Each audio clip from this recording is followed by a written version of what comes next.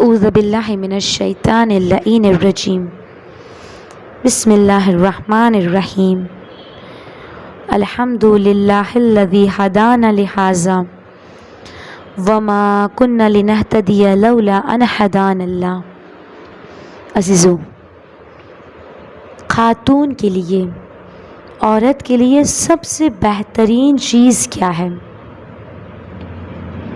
شاید ہمیں ایسا لگے عورتوں کو کہ اچھا پہننا، یا مثلاً وہ بھی ہے، لیکن جو اہل بیت نے بتائی ہے، جو رسول نے بتائی، جو شہزادی نے بتائی۔ رسول خدا نے ایک مرتبہ رسول مسجد میں بیٹھے ہوئے تھے، رسول نے اپنے صحابہ سے پوچھا مسجد میں کہ خاتون کے لیے سب سے بہترین چیز کیا ہوگی؟ اب سب صحابہ سے پوچھا، کسی نے جواب نہیں دیا۔ حضرت علی علیہ السلام بھی وہاں پر موجود تھے، مولا علی گھر چلے گئے۔ اب مولا نے یہی سوال بی بی زہرا سے کیا تو ایک مرتبہ بی بی مسکرائی اور مسکرا کے فرماتی ہے کہ خاتون کے لیے سب سے بہترین چیز یہ ہے کہ نہ وہ کسی نامحرم کو دیکھے اور نہ کوئی نامحرم کی نگاہ اس پہ پڑے، یعنی نہ کوئی نامحرم اسے دیکھے۔ اب عزیزو، جب مولا علی واپس آئے مسجد میں تو مولا علی نے یہ جواب دے دیا، رسول سے کہہ دیا کہ خاتون کے لیے بہترین چیز یہ ہے۔ اب جیسے رسول نے یہ سنا تو رسول خدا مسکرائے اور مسکرا کے کہا کہ علی، آپ کہاں سے یہ جواب لے کر آئے؟ کہا فاطمہ نے یہ جواب دیا ہے۔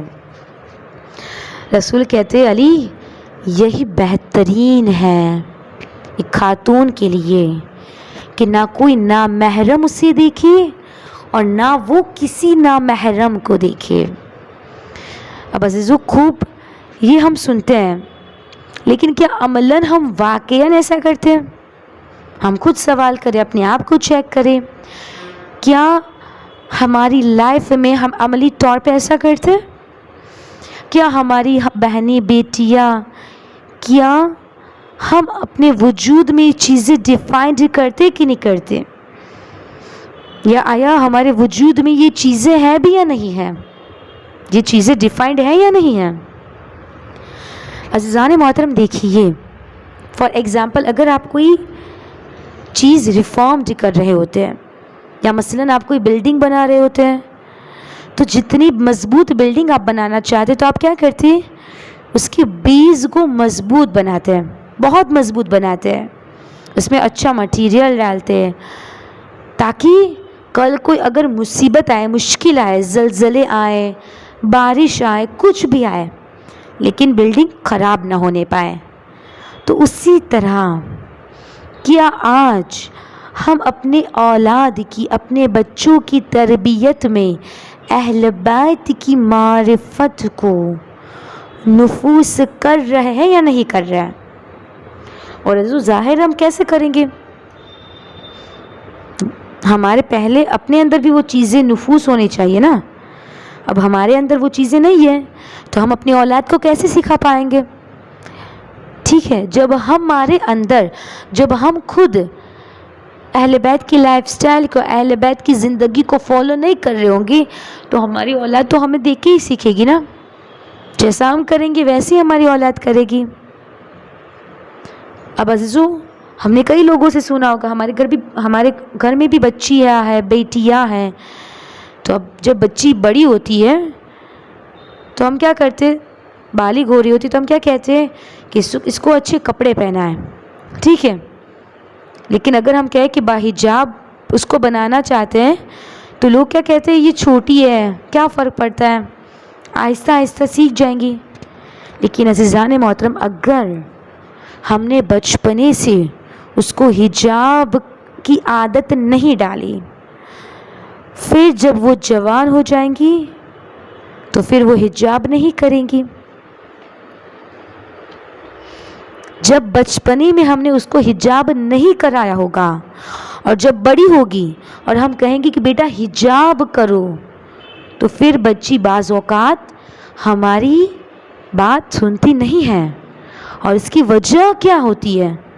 اس کی وجہ یہی ہوتی ہے کہ جب وہ اس قابل تھی کہ اس کی اس طرح سے تربیت کرے تو ہم نے اسے ایسے ہی چھوڑ دیا، ہم نے اس کی تربیت نہیں کی. عزیزان محترم، اور جب ہم اسے حجاب کرائے تو اسے یہ نہ لگے کہ یہ چادر یا حجاب اس کے لیے بندش ہے، بلکہ اسے یہ لگنا چاہیے کہ یہ حجاب اس کے لیے بدن کا جز ہے. اور یہ کیسے لگے گا؟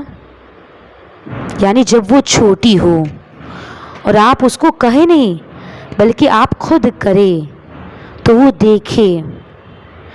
اب عزیزو کہتے ہیں نا کہ اولاد کو پرورش، اس کی تربیت اس کے والدین کے وجود سے سکھاتی ہے. اور اولاد کی جو پہلا مدرسہ ہوتا ہے، پہلی اسکول ہوتی ہے، وہ اس کی ماں کی گود ہوتی ہے.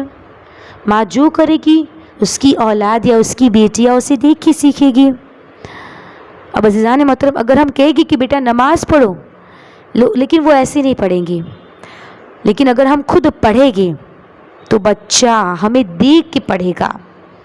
جب ہم نماز کے لیے کھڑے ہوگے تو ظاہر سی بات ہے کہ بچہ بھی کھڑا ہوگا، کہ وہ بھی سوچے گا کہ یہ کوئی ضروری کام ہے جو میرے والدین کھڑے ہو جاتے ہیں. جب اذان کی آواز ہوتی تو میرے والدین فوراً کھڑے ہو جاتے ہیں. اب بچیاں یا ہمارے بچے یا ہماری بیٹیاں دیکھتی ہے گھر میں ماں کو کہ جیسے ہی نماز کا وقت آتا ہے ماں نے چادر پہنی، خدا کی بارگاہ میں قنوت کر رہے، سجود کر رہی ہے. بچیاں خود بخود چادر اٹھائیں گی، کوئی کپڑا اٹھائیں گے، وہ خود ہی سجدے میں چلی جائیں گی. اب اسے پتہ تو نہیں ہے نا، وہ تو معصوم ہے، لیکن وہ اس مومنٹ کو جب دیکھتی ہے تو وہ سوچتی ہے کہ یہ کام بڑا لذیذ ہے، لذت والا کام ہے جو میرے ماں باپ دن میں کئی دفعہ انجام دیتے ہیں. تو عزیزان محترم، بیٹیوں کو اس کی بچپنے سے عادت ڈالیں، اور جب آپ اسے حجاب کرائے تو اس طرح سے زبردستی مار توڑ کے نہیں کرائے، بلکہ اسے یہ فیل کرائے. یعنی اسے اس سے ایگزامپلس کہیں کہ بیٹیا، جو چیز بہت زیادہ قیمتی ہوتی ہے نا، اس کے اوپر غلاف لگایا جاتا ہے، اس کے اوپر چادر لگائی جاتی ہے. آپ اسے ایگزامپلس کہیں کہ کعبے کا، کہ جو اتنا قیمتی ہے اس کے اوپر چادر لگی ہوتی ہے. جب آپ اسے اس طرح سے حجاب کرائیں گے کہ اسے یہ لگے گا کہ یقیناً یہ حجاب کوئی زبردستی والی چیز نہیں ہے، بلکہ یہ حجاب میرا جز ہے، اور جب وہ بڑی ہوگی تب بھی وہ حجاب کو نہیں چھوڑے گی. تو ہمیں اس طرح سے اپنی اولاد کی تربیت کرنی ہے. اور خاتون کے لیے سب سے بہترین چیز کہا گیا ہے وآخر دعوانا ان الحمد للہ رب العالمین.